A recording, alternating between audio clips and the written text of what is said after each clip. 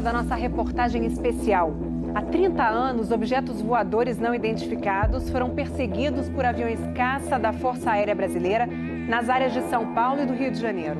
Você vai conhecer agora gravações inéditas desse episódio, que ficou conhecido como a Noite Oficial dos OVNIs. Foi assim que o Fantástico deu a notícia.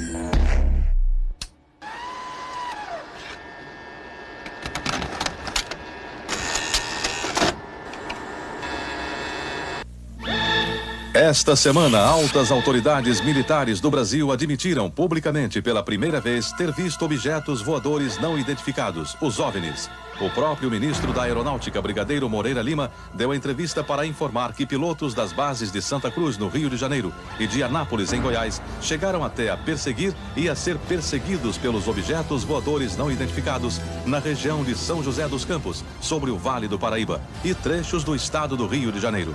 Eram 21 OVNIs, segundo os militares, que ficaram mais de 3 horas sobrevoando o território brasileiro na noite de segunda e madrugada de terça-feira. Toda vez que é detectado algum objeto não identificado, evidentemente há um processo bastante eficiente de verificar se foi alguma aeronave que está voando sem um plano de voo aprovado, etc.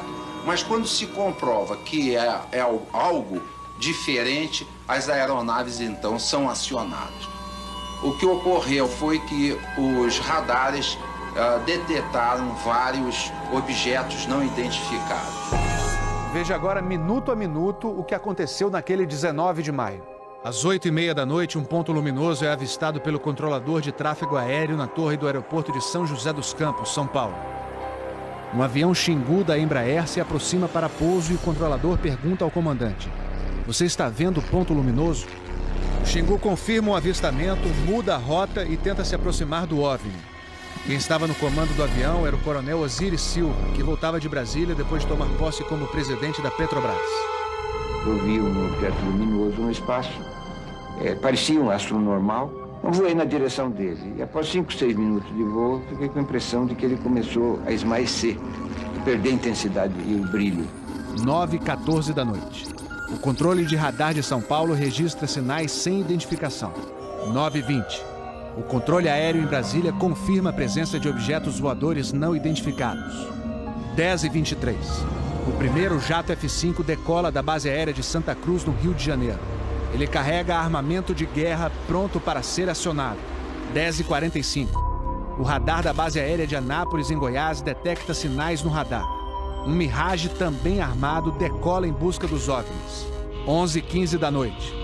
O piloto do primeiro F-5 a entrar em ação avista um ponto luminoso e começa a perseguir o objeto voador não identificado. Nosso objetivo justamente era esse, se aproximar e identificar. Nós não conseguimos nem nos aproximar, muito menos identificar. 11h17. Mais um Mirage decola da base de Anápolis para perseguir os objetos. 11h20. O caça F-5 recebe pela primeira vez um sinal no radar de bordo confirmando a presença do objeto não identificado à sua frente. 11h36. O terceiro Mirage sai da base de Anápolis, mas não consegue contato visual com os OVNIs. Naquela noite, 5 jatos da Força Aérea foram acionados e retornaram sem conseguir se aproximar dos objetos. Os radares do Sindacta em Brasília registraram um total de 21 sinais desconhecidos no céu do Brasil. O grande personagem dessa história foi o controlador de voo que estava na torre de São José dos Campos. O sargento Sérgio Mota da Silva, que aparece nessa foto tirada na Torre de São José poucos dias depois do incidente, foi quem deu o primeiro alerta sobre OVNIs. 30 anos depois, Sérgio, que hoje é controlador de voo civil, deu a primeira entrevista para uma TV. Ele preferiu não mostrar o rosto. Tem alguma coisa aqui no setor noreste de São José? Um farolzinho por lá? Eu estou olhando bem, o bicho está parado. Só que tem desce, nem vai para a esquerda nem para a direita. Está paradinho lá. Estou olhando, não é estrela não farol. A olho nu parecia um avião. Quando coloquei no binóculo para observar, é que eu vi que ele era extremamente cintilante, multicolorido. Tinha vermelho, azul, branco, lilás, um monte de cores, com uma certa predominância do laranja, mas ele era muito bonito. O controlador pediu ao avião Xingu para tentar avistar o objeto. Eu expliquei a ele onde estava o objeto, pedi a ele que se ele tivesse avistamento, ele me informasse. Você permanece com ele à vista? Assim na cima, assim na cima. Assim, vou mostrar a ponta à vista. Esse bem visível, poderia descrevê-lo? É uma estrela grande. Estrela grande e bem vermelha. Entendido, grande e bem vermelha. Controle de São Paulo será alertado. O controlador em São José dos Campos avisa ao controle São Paulo que o Xingu está perseguindo o OVNI. Positivo. Ele está perseguindo o troço. Está perseguindo o troço? Tá indo atrás. Sério, tá indo. Controle. Tá vendo? Próximo de São Paulo, já da região do radar, esse objeto simplesmente desapareceu do radar. O Xingu também perdeu contato visual com ele. O avião Xingu abandonou a perseguição e pousou em São José dos Campos. Pouco depois, o controlador da Torre de São José alertou o controle São Paulo. Outros OVNIs estavam aparecendo no céu. Estou vendo 3 agora. São 3 luzes. Mas parecem estrelas, mas o radar não pega estrelas. O que é isso? Você observa alguma mudança de cor, alguma coisa? Hoje inteiro. Aí movimento, né? Rapaz, eu não sei. Pra mim, olha, aqui tá parecendo uma estrela, mas só que muda de cor bonita, rapaz. Tá vermelho, amarelo, branco, tá dando um monte de coisa. Pô, tão barato isso aqui, deve ter uns casos por aqui já pelas contas que eu tô fazendo aqui. Ainda bem que vocês estão vendo também, senão eu ia pensar que eu tô ficando doido. Porra, rapaz, tô arrepiado, meu irmão. Só 2 pontos brancos afastados mais baixos.